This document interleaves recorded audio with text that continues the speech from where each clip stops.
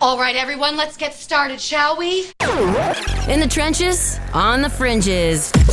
Trading cool stories for free drinks. This is Soundwaves TMI.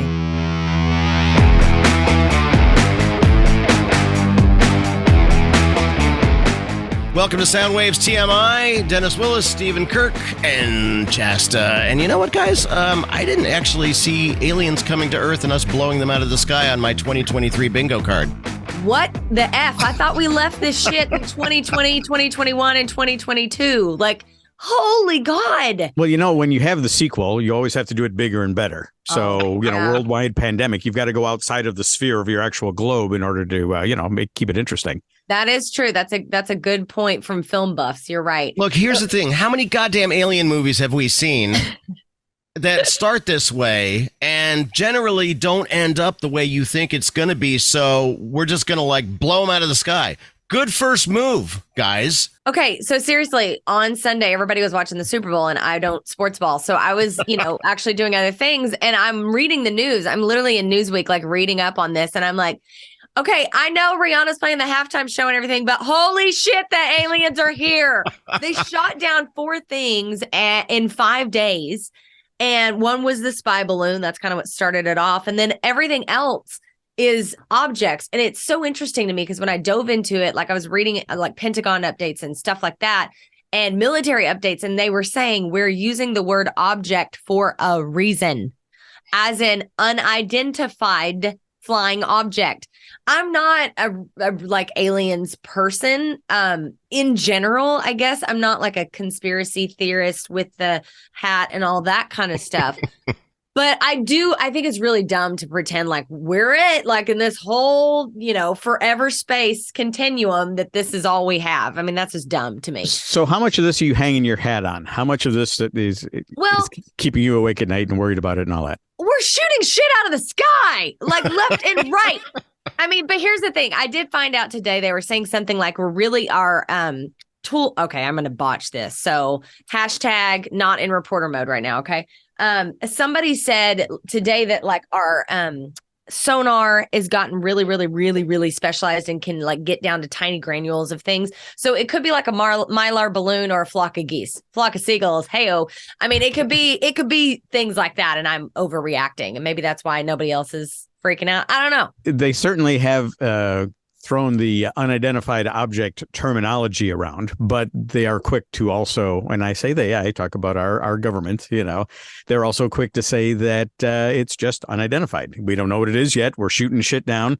We're not doing it over populated areas, regardless of what some fraction members of some parties are saying, oh, just blow it down. No, let's wait till it's not going to drop on a busload of nuns or something. Okay. And, they're collecting up stuff. We'll figure out what it is, and if the government deems that we need to know, then I'm sure they will. But all the alien movie crap aside, let me make you feel a little bit better. Okay. Mm-hmm. Take a look at the universe, Chasta. Let's get all, sort of ethereal for a minute here. You take a look at the history of the universe, billions of years, right? Now, we've only been on this planet as people, as civilization for, a few thousand years. And man walking upright and all that, a few 100,000 years. So for billions and billions of years, there have probably been civilizations that have come and gone somewhere in the galaxy. And they've already, either their sun blew up or they blew themselves up. And it could have happened millions of years ago before we even crawled out of the muck, Mm-hmm. The chances, and you've seen the stuff from that James Webb telescope, all those amazing images of all those these galaxies that are just billions of light years away and all that. The chance that anybody from out there came and found us here, it's so unlikely. It's ridiculous. As much as I would love to believe that the little green men are, hanging out and stuff like that. I mean, to be honest with you, I think the lizard people thing is more likely than aliens coming down here. So you're telling me there's a chance. I'm hearing I'm hearing Jim Carrey. It's a small chance. but there is a chance. But yeah, For many years, I've often said that Earth is the planet that when the aliens fly by, they roll up the windows, lock the doors, and go faster. That's probably very accurate. And this is just proving that point, you know? No, it's funny, Stevie. You're right. And it is very egotistical to think that in our lifetime, it's going to happen when we're here, and it hasn't happened. But, I get tripped out whenever I watch things like, Ancient Aliens or all kinds of crazy shit on Netflix now these days where they go back and look into civilizations and things that we can't explain. Mm-hmm. For instance, Stonehenge, if you go back down a rabbit hole, and that's one of tons and tons of things on the earth that are completely unexplained, and we have no way to know what they really are. And there's all kinds of theories and stuff like that. And they do seem way ahead of their time technologically. There are real mysteries. So I'm like, again, you're telling me there's a chance. There's always a chance. I don't think they look like little green men. I think they'd be far scarier than that. Well, I will quote Gene Roddenberry, the creator of Star Trek, on this, because somebody said something to him about ancient aliens and all that sort of stuff. And his quote was, ancient astronauts didn't build the pyramids. Human beings built the pyramids because they're clever, they're smart, and they work hard. Just because somebody did something awesome 10,000 years ago doesn't mean they weren't smart enough to be able to figure out how to do it. I have a show for you. Damn it. I have to look it up. This is going to bother me now. There's a show on Netflix that came out not too long ago. And it's a guy who's now, he's considered a whack job by all of, God dang it. I'm a terrible journalist. I'll look it up. But anyway, I do recommend it. It gets a little woo-woo, and you kind of probably need to smoke weed to really take it in. And I don't. So maybe I missed part of it. But it is interesting on that topic right there, Stephen. And don't get me wrong. I watch all of those shows. Yeah. I am up to my eyeballs in all of that sort of stuff. Bill Shatner's got a cool series called the Unexplained. Of course. Why? Of course, who I'm talking to, Shatner's best friend. This is so up your alley. It's not even funny. But and he talks about all kinds of different stuff, including aliens and old civilizations. Yes. Ancient Apocalypse. Have you seen that one? Ooh, no. Oh my God, it's so good. Mm-hmm. But it says it is the headline I'm looking at says Ancient Apocalypse is the most dangerous show on Netflix. Oh, great. Nice. Truly preposterous theory is one of the streaming giant's biggest hits, and it seems to exist solely for conspiracy theorists.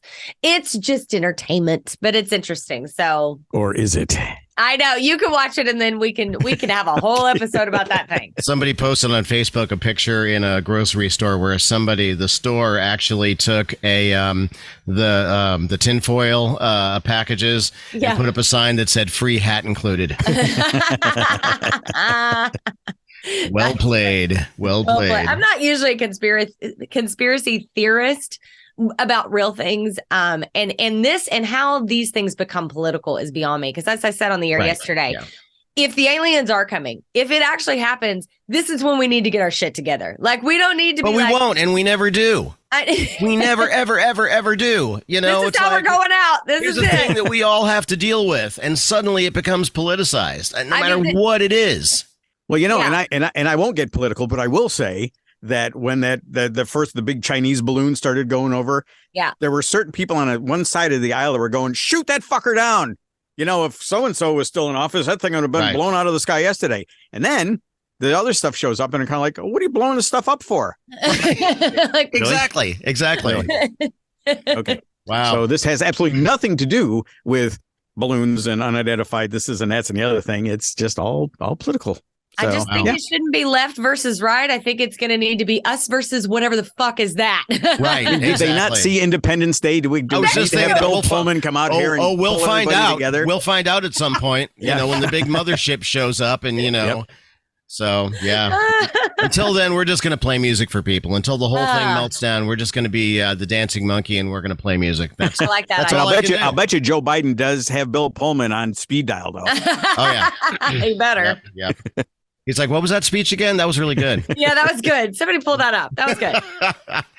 Okay, and speaking of music. That's right. Yeah, we do music from time to time. Yeah. Don't get me wrong. I could keep talking about aliens and politics, but I think there should be alcohol involved, and people really shouldn't be listening to us talk about it. But that's true.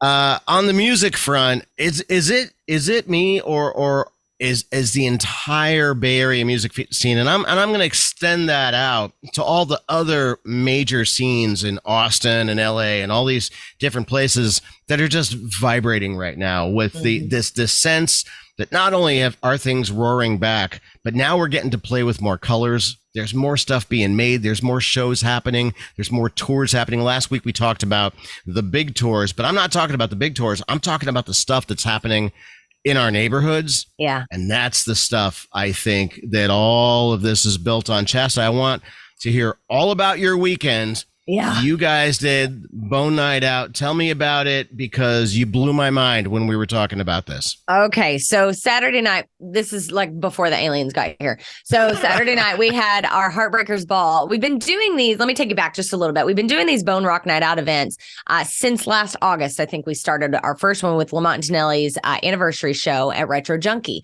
And that was the first one. And that went off like crazy at Retro Junkie, very popular bar. And I was like, okay, this is awesome. Let's hope this is a thing. Then we had one down in San Jose with Long Gone Bon, Britannia Arms. That one was off the Richter scale, hundreds of people there. I mean, and this is a small place, packed.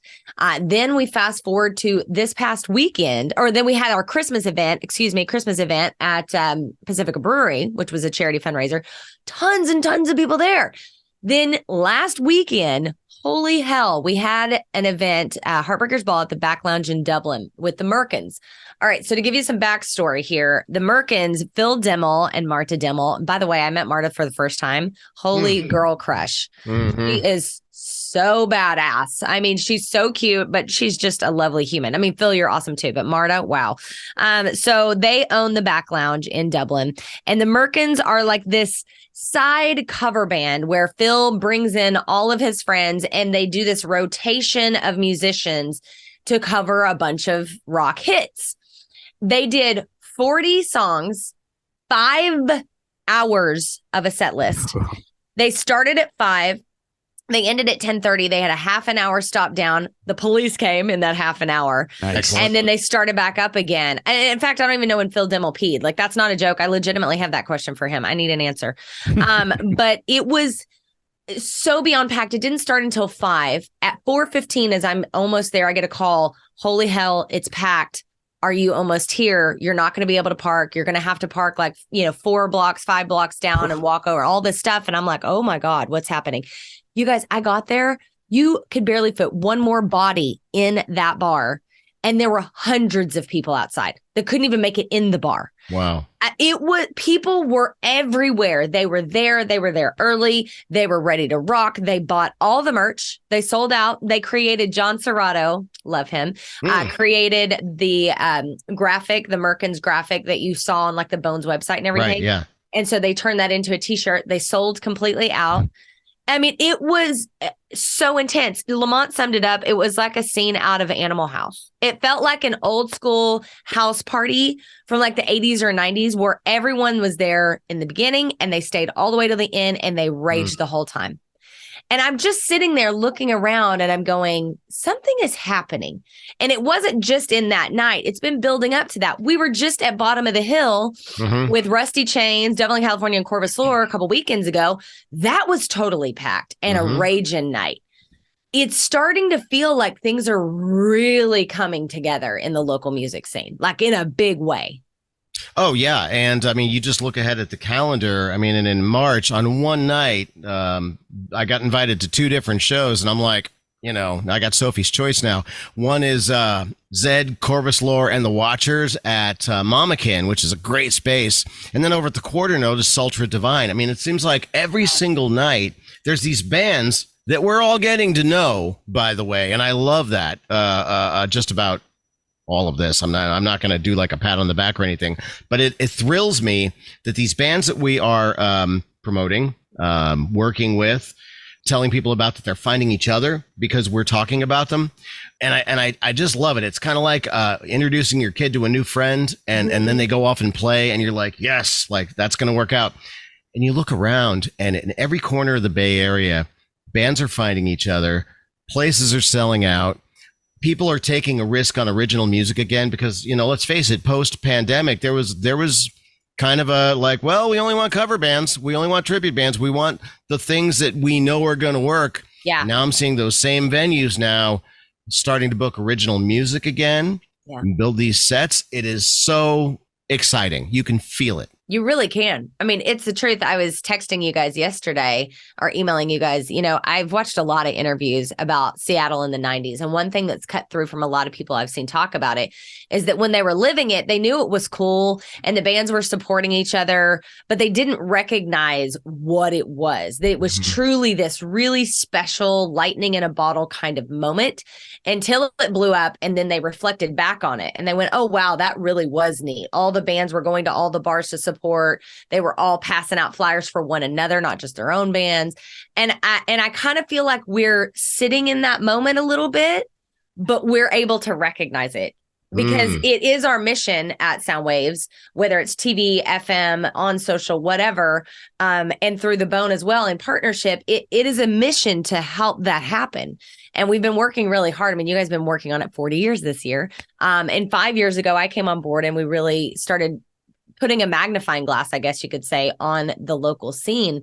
And I feel like 5 years is a long time. I mean, it is, but also it's really nice to go, oh, this was kind of the big vision, the big picture we were waiting to see. I love opening social and I'm like, oh my God, look at that. Red Voodoos with Pamela Parker. Oh, that's fun. Right. And these bands that have met on the set of Soundwaves TV that are playing gigs together. Like, oh my God, it just makes my heart explode. No, that definitely is part of it because, you know, if you go back 10, 15 years, 20 years, whatever, sure, bands would find themselves. They would, you know, bump into each other at a venue or something like that. But between social media and, Soundwaves TV, you know, we're kind of directing traffic, I like to think. That's a good way to put it. We're putting a spotlight on the whole thing. We're turning the lights on, and you know all the cockroaches are kind of coming out, and and getting ready to party. I mean, it really is an opportunity for everybody to get to know everybody else, and you know, I like to think we're sitting in the middle of it, going, hey, you guys should meet these guys and go work with these guys, and people are finding out about other people, you know, not just because of us, but I do like to think that we're a cog in the wheel. I feel like we're doing the job we set out to do. I think, you know, when you say directing traffic, I think that's a really good way to put it. You know, I mean, Dennis just booked an entire gig that's happening in Longboard that, like, you know, it was his hand pick of bands and we're able to know all of these players and go, oh, that band would mesh well with that band and vice versa. I introduced two bands 3 days ago. I was somebody reached out to me and said, hey, and this, again, what an honor, you know, but to think that we, you know, but the question was, who do you think we would pair well with? And I said, I think you guys would pair well with these guys. And I introduced them on email and they're putting shows together. We're like musical sommeliers, you know, I mean, we're helping people, you know, decide what aperitif you should start with. And, you know, man, you are a wordsmith today, Stephen Kirk. I am feeling your vibes today. No, see, because we could just, you know, 40 years ago when we were first doing Soundwaves, we were just playing music. Right. You know, oh, I like this song. I want to play this song. But we've evolved as the industry has evolved, and we're really not just playing music that we like, or not just, you know, playing music for the friends that we've got or anything like that. Yeah. You know, we actually really curate the list of music that we put out there between Dennis on the FM show and what we do on the regular TV show. And I'm kind of proud of that. To be honest with you, we're not just sitting back playing music, being DJs. You know, we are not that. Jesus, not that there's anything wrong with being a DJ. I was going to say, I feel attacked. I'm kidding. FFS. FFS. Right. Exactly. No, but it's true. I like Saturday night. I was driving home from the Crazy Merkins gig, and it was 11 o'clock or 11:15, something like that. And I'm in my truck, and I go to sleep early. Let's be real. And it isn't every weekend that I make it up to listen to Soundwaves when it's actually on the radio. Because I am the program director, I get a little link with it before. It makes me very happy. So I get to listen to it when I want to, but to be in the car driving across the Bay Bridge and listening in real time and hearing these bands that we know and love. And it's their first moment with it. This song has taken 2 years. Life Size Models is the one I was listening to, and like my heart was exploding. Yeah. That took them 2 years, I think you said, to curate and get out into the world. And then I wake up on Sunday and we've been tagged by Life Size Models, and they're sitting in their car listening to their song being played on the radio for the first time and having like a reaction to it. I mean, to me is pure magic. The best. That's it. That's the best. That's the reason why to do it right there. You know? Oh my God. Jay's driving the truck and we're going across the Bay Bridge and we're hitting like, potholes and all kinds of crazy shit on the Bay Area freeways. And I'm trying to video it and it's bouncing around. So I couldn't post it because you couldn't even tell what it was. But I was just like, I was a really proud mama bear because I would never say this is all because of us. That's silly. There's a lot that goes into a local music scene, but I will say I'm really proud of the work we've done. I will say this from like the creator perspective. Like when I make stuff, I'm making it with my friends, and that's most of my joy. Right. So like the joy is in the doing. So I truly believe that. And so I have a great time building a show. I have a great time working with you guys. I have a great time doing all this stuff. I'm not expecting, I'm going to make more money now, or I'm not expecting, 20,000 people are going to click on that and like it. I don't do it for that. So I don't. So based on that, when there is that moment, when it's playing in the car, when there is that moment where, my experience with Soundwaves FM ends pretty much when I hit the upload button, and then I go on with my life. And then a couple of days later, you start seeing how it lands out there, and you start seeing excited bands and people sharing, and you realize in that particular moment that it has gone. It's now left your hands. It's out there. You know what I mean? And you can't do anything about it. And that leaving the nest, flying on its own feeling. I never quantify that. I never planned for it, but my God, that's the best feeling. That is the best feeling, to just go, oh, wow.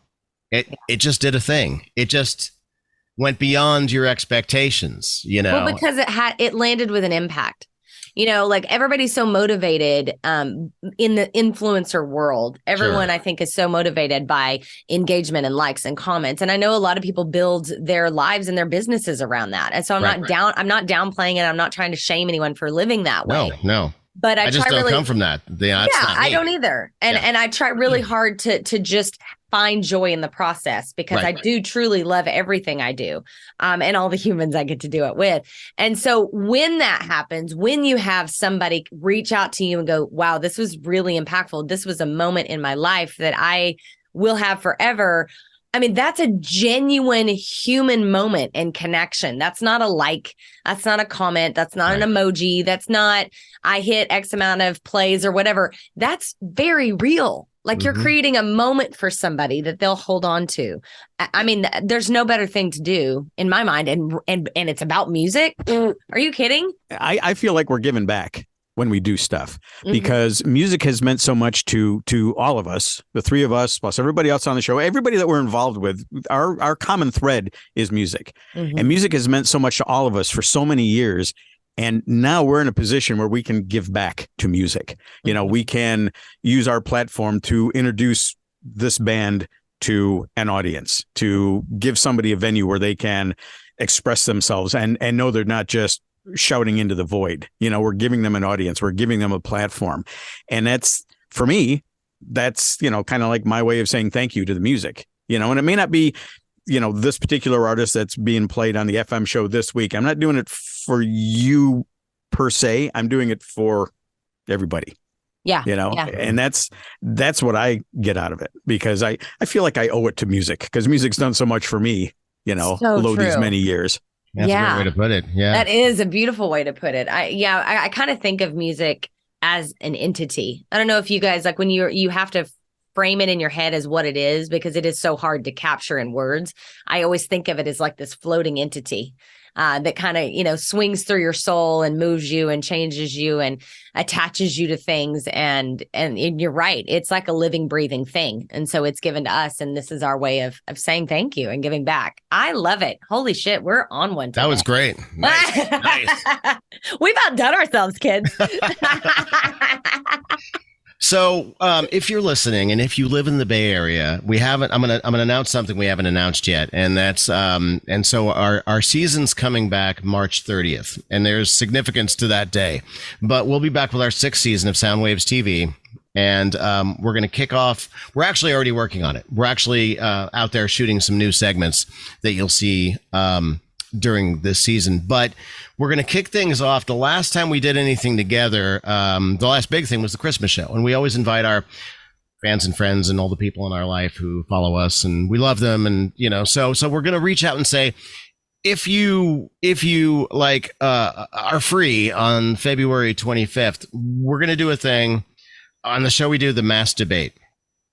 And that's us chewing on a topic. And, we named it like that because we're all 12-year-olds. And we thought, how fun would it be to do this in front of a crowd? And we've been talking about this. We're finally going to do it. We're going to shoot a bunch of these on February 25th at Longboard, starting probably around noon. And that's in Pacifica. And the whole idea is to just pre-shoot a bunch of these things. The whole Soundwaves TV cast and crew is going to be there, and it's going to be insane. Steve pointed out earlier before we rolled that by the time we get to like the 7th or 8th one, we will have been drinking. And hopefully so will the audience. So Right. That's true. Yeah. And then we're going to put them like each. So let's just say we do 7. Then they're going to each land in an episode. Right. So the first one The first one in the first episode of the season will be fairly normal. Fairly sober. And by the 7th one, it's going to be a shit show. Is that what we're saying? Pretty much, yeah. I think that's where we're going. So yeah, get your piss drunk meter out and kind of watch the season to see where we land. See if you can tell when we shot that, because they may not go in chronological order. Oh, that's a fun one. That's true. That should be a game, actually. Yeah, yeah. There you go. By the time you get to the end of the season. 7 mass debates, and you let us know what order they were shot in, and we'll give you a T-shirt. Whoever gets it right goes in the hat and wins a T-shirt or something. I love that one. Even if you can guess which one's the drunkest, you'll win a prize. That shouldn't be difficult. That shouldn't be. Okay, and TLDR, Dennis wants to mass debate in public. And have all his friends and family there to experience it. So. You say that like there's something wrong with that, Steve. I mean, come on. Well, it was your idea. You see, yeah, exactly. So it'll be fun. That'll be a good time. So look for our social media. We're gonna put it up all over our Facebook, Twitter, Instagram, and we're gonna put the date out there just to remind you. But we will be back on March 30th, and the reason for that is because our 40th anniversary is March 30th, and we usually come back like on the 15th or the 20th of March, and I'm like, no, let's just nudge that down to March 30th. So we're gonna actually come back with a 30-episode season on the 40th anniversary of the very day that we first did this when we were teenagers. At the time, too, right? Oh, yeah. Are we going to in the afternoon, baby? Okay, I was going to say, are we telling that part? I mean, okay, I want to say go all the way with it. No, we have to. I want to say this is very on brand for you guys because you're very full of nostalgia and you love anniversaries and you love very specific sort of nerdy little trivia fun facts. And so like you will get down to the grains on this. So tell everyone, when you say it started March 30th, 40 years ago, tell them what that means. That means that when I was a teenager, I volunteered at a public access station and I did a show. I actually I did a show with my buddy Dean, and it was the D&D Rock Show, and it was a radio on TV because on cable you had like just a card up and then you played music, and I always wanted to be a radio DJ, and so that was what we did for about a year. And actually about 9 months into that year, Steve Brown decided to turn the camera on, and suddenly we're on TV playing music. and so now we're TV hosts. Dean was actually gone by then. So then we just revamped the whole thing. We changed the format, brought some more people in, and rebranded it Soundwaves. And Soundwaves #1 was March 30th.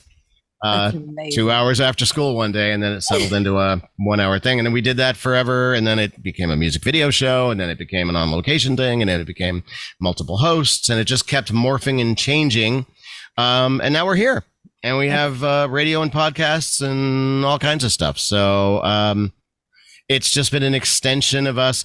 You know what? We're working on a movie and we're working on a book, and people ask about like exactly what you did. What does it all mean? And I think I finally stumbled upon the answer.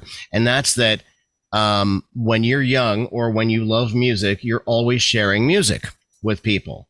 And when we were teenagers, we would always be slipping people tapes. Check this band out. Listen to this album. Ozzy's got a new album. Check this one out from so-and-so. And we were always sharing music.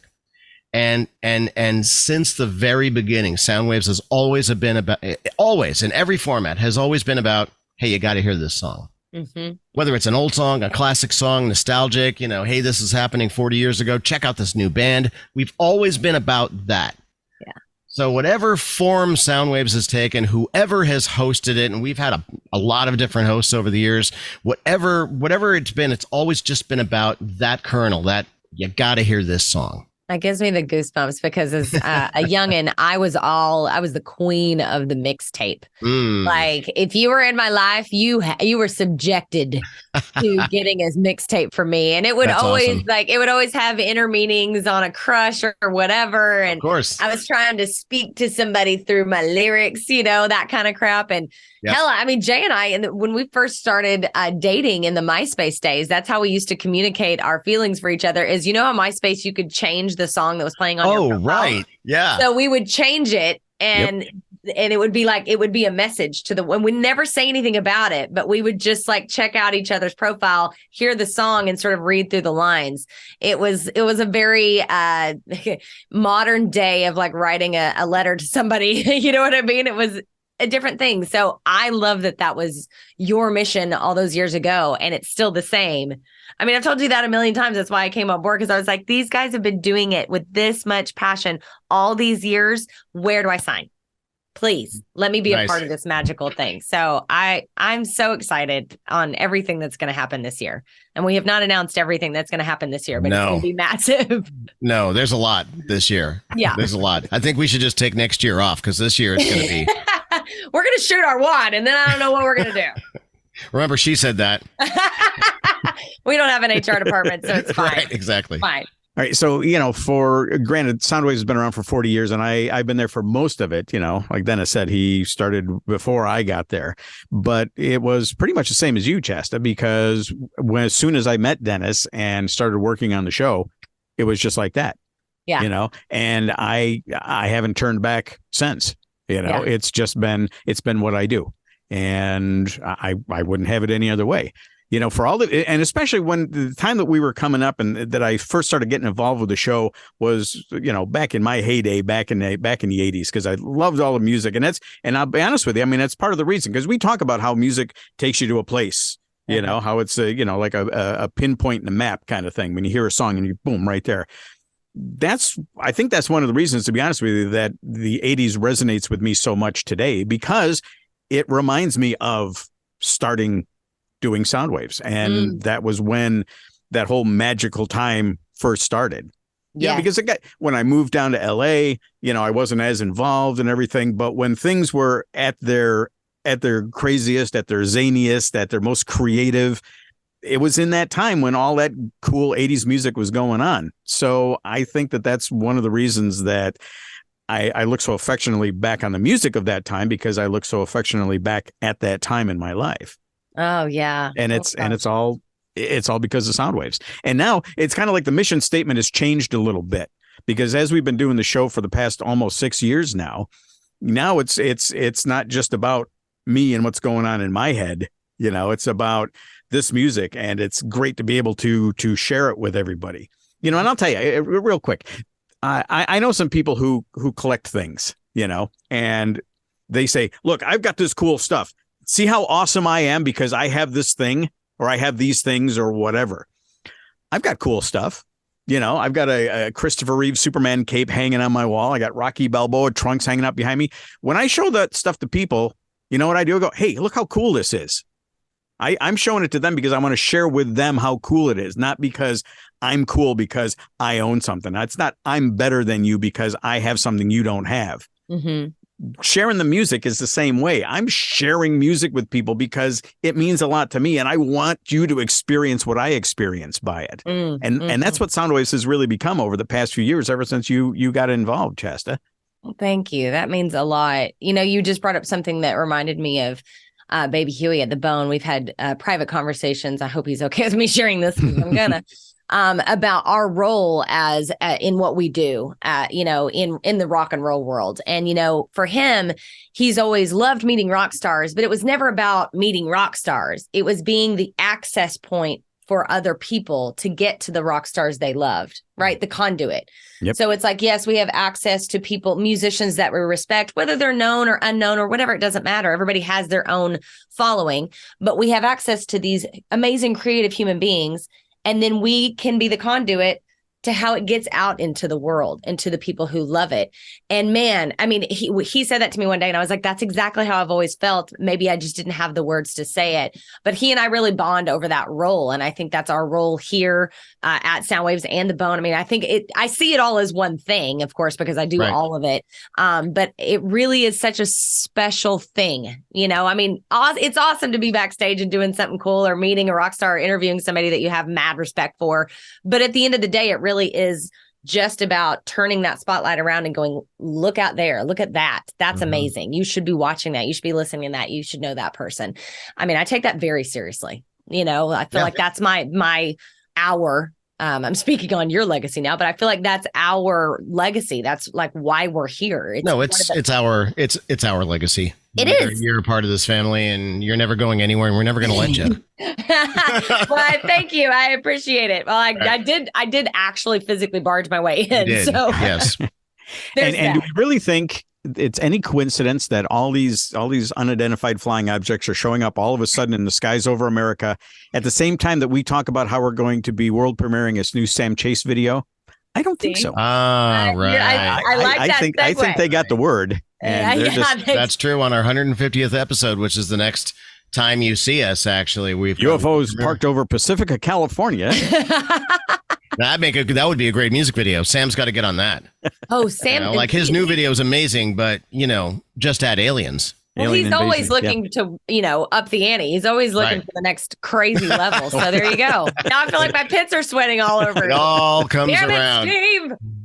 So stick with us. You're going to see a lot of Soundwaves, and hopefully now you have an idea of why we do what we do. And I don't want to be anywhere else this year, guys. We're going to have a lot of fun. When I stand in these moments, I stand in those rooms, I look around and I see what's happening. I'm like, this is world domination.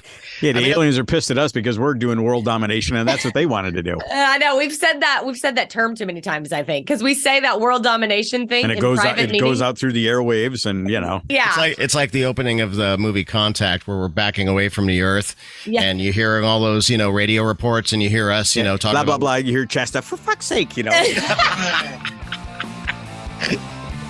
Oh my God, I almost fell out of my chair.